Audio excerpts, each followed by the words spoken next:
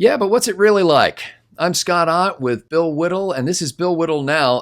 Peggy Noonan has an interesting column in the Wall Street Journal this week saying that in 2019, what she'd really like to see is a credible person under their own name who's worked in the Trump administration come out and publicly talk about what it's like to work in the Trump administration. And the reason she says this, and I want to refer to an exact quote here, because she says basically, and here's what Peggy says: the press reports that President Trump watches television for hours, is inattentive to briefings, doesn't read, rants, rages, nurses petty resentments, doesn't listen to those with expertise, doesn't understand the constitutional limits on his office, and is increasingly alone and paranoid. Are these things true? And it occurred to me, Bill, when I read this from Peggy Noonan asking the question, that I really haven't heard a lot of people who've worked in the Trump administration offering any kind of a counter narrative. Now, is it just because I live in a sheltered world, or have you seen something different than I have? Well, there's a combination of things there. I think, first of all, Donald Trump hired extraordinarily fine people. And one of the qualities of fine people is that when they're dismissed from service or they have a disagreement with their employer, they leave graciously and they don't tell tales out of school. So it may be possible that we haven't heard these scandalous daily dealings because of the quality of the people like General Mattis, for example, and Nikki Haley and all the rest. And they simply didn't want to talk about it because they've got some class and some respect for government and for the American people. It could be that many of these tales of Donald Trump are either completely fabricated or at least exaggerated. And I suspect the truth is somewhere in between the two of those. But the thing I think that matters here is this. When you are drowning and you are down for your last breath and you're sinking to the bottom of the ocean, if a hand comes down and you grab it, you're not going to spend a whole lot of time wondering about that person's character before you decide to get out of the water, right? You're going to take whatever help you can in that case. And to me, 2016, looking back, and not only before then, but now since the election, looking back at the degree of corruption in the Department of Justice, the FBI, the IRS, looking at the unbelievable pathological bias and the simple way that the media cheats on things. Great example was when the convoy was coming to the border. Somebody did a meme, and it was a picture of a little South American girl, a Central American girl, behind bars, like dog cage bars, with tears streaming down her face, and it said, "Even you Trump supporters can't say that this is okay," and you feel guilty about it. And then right below it is a picture of this stand. It's not a cage, it's a stand. And there's girls, the same girl in the same clothes, walking back and forth on both sides, set up in such a way so that finally you got the picture to rend your heart, when in point of fact, this girl wasn't in a cage, she wasn't alone, she wasn't being separated. It was completely staged. And so this is what I'm talking about when I say that that in 2016, we as a country were in such peril and continue to be in such peril that there is very little about Donald Trump now. There's very little about Donald Trump now that I would think warrants removal from service, and there's nothing about Donald Trump now, nothing you could tell me that would convince me that he wasn't the right decision in the last presidential election. Nothing. Now, Bill, you might say that that's a good argument for people outside of the Beltway, but we're talking about people who worked in the executive branch of government, people who saw the functioning or dysfunctioning of the White House on a day-to-day basis. And Peggy Noonan, in her column in the Wall Street Journal, speculates that there could be a variety of reasons why we haven't heard this narrative of what it's really like from somebody who's willing to take credit for it. New York Times ran a column from somebody who was allegedly in the Trump administration, but it was anonymous, and basically saying that there are heroic people behind the scenes saving the country from what the president's doing. But Peggy Noonan said one of the things that you indicated, which is perhaps it's just the discretion of the people who worked in the Trump administration and have gone on to other things, that they don't talk about their previous job. Perhaps it's fear.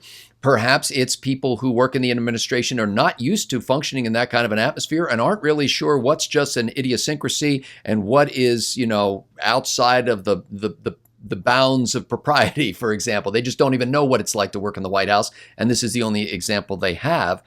But Bill, it does seem to me surprising that I don't see some prominent person stand up and say, let me tell you how the president is in briefings. Let me tell you when he shows up for work. Let me tell you how much time he actually spends watching television. And it seems even the president himself, other than blowing off things as fake news, has never really tried to fight back against these accusations that it's essentially a nut house with a guy who's got his face glued to CNN all day. Well, as far as the charge that people are afraid to come forward, you know, General Mattis was asked what keeps him awake at night. He says, nothing. I keep other people awake at night. And and the way that he resigned and the elegance and the grace of the I just thought it was a perfect example of how these things are done. So I don't know that there's a whole lot of fear involved. I think she probably has a stronger case if you want to say there are a bunch of dedicated people behind the scenes who are trying to save the country and essentially protect the office of the presidency in America from as much of Trump's excesses as possible. There's no question that is true to some degree. There's no question. The question is of the degree. But Scotty, this is the point for me, and I know it's not true for every Trump supporter, but I think it's probably true for most. We continually hear, and I've seen some results I didn't like, as I've said very plainly, Nikki Haley and Mattis primary among them. And it's entirely possible. Let me rephrase this. Let's just grant the premise, okay? Let's grant the premise that everything that she's heard is true. I don't believe it, but let's just grant it. Let's say that all Donald Trump is sit around and watch, cartoons all day and have generals come in and give him a critical report about motions in the North Atlantic of Soviet missile subs or Russian missile subs. I don't have time for that. Let's just assume that the whole picture of him is absolutely true.